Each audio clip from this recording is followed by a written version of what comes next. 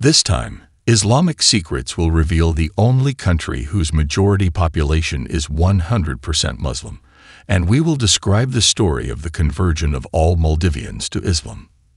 This is the country of the Maldives.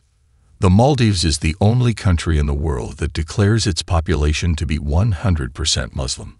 This is not even done by countries in the Middle East, which are also Islamic countries. Therefore, the Maldives applies Islamic law in its state administration. All aspects of state law are based on the Qu'an and the hadith of the Prophet Muhammad. Not only that, there are several rules which is unusual in the Maldives.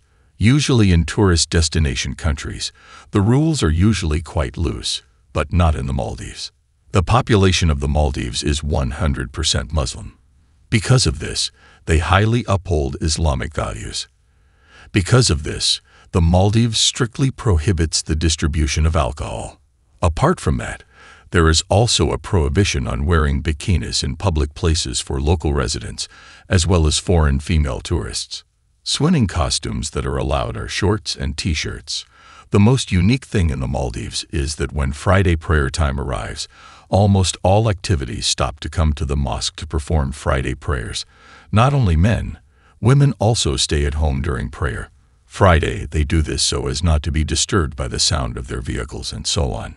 During Friday prayers, not a single public facility is open in the Maldives. In fact, the airport was also temporarily closed for Friday prayers. In almost every corner of the city you can find a mosque. So for followers of Islam, the Maldives is certainly very Muslim-friendly. There is an interesting story about Islamic life on the Maldives Islands. Egyptian writer and historian Mahmud Shaker, in his book Islamic History, explains that Islam entered the Maldives in 85 AH, or the 7th century AD. The Maldives Islands were visited by Muslim traders during the reign of the Umayyad Caliph Abdul Malik bin Marwan. But Islam did not spread there through trade. The influence of the merchants was ordinary.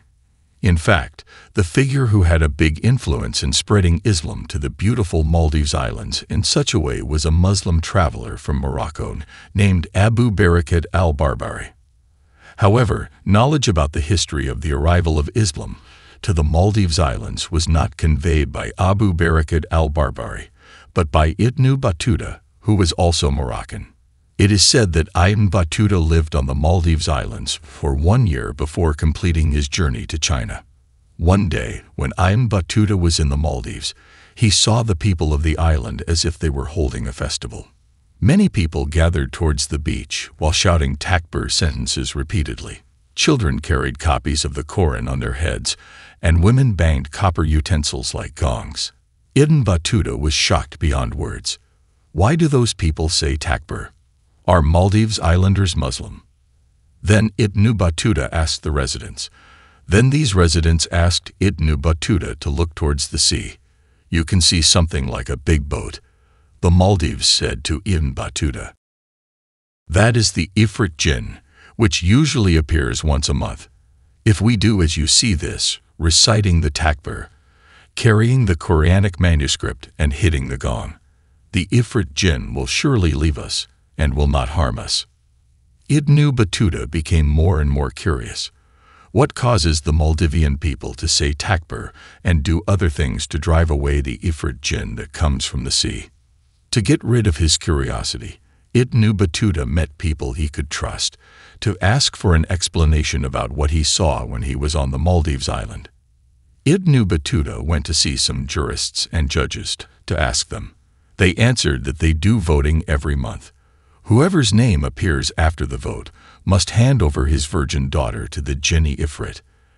After many years, a Muslim traveler named Abu Barakat al-Barbari came to the Maldives. The traveler saw the situation, where the people had to hand over the virgin girl to the Jinni Ifrit. Al-Barbari lived in an old woman's house on one of the islands in the Maldives. Once, he saw the old woman was with her relatives, and they were crying. After being asked why she was crying, it turned out that the virgin girl who would be the victim of the Ifrit Jinni this time fell on the old woman's puppet daughter.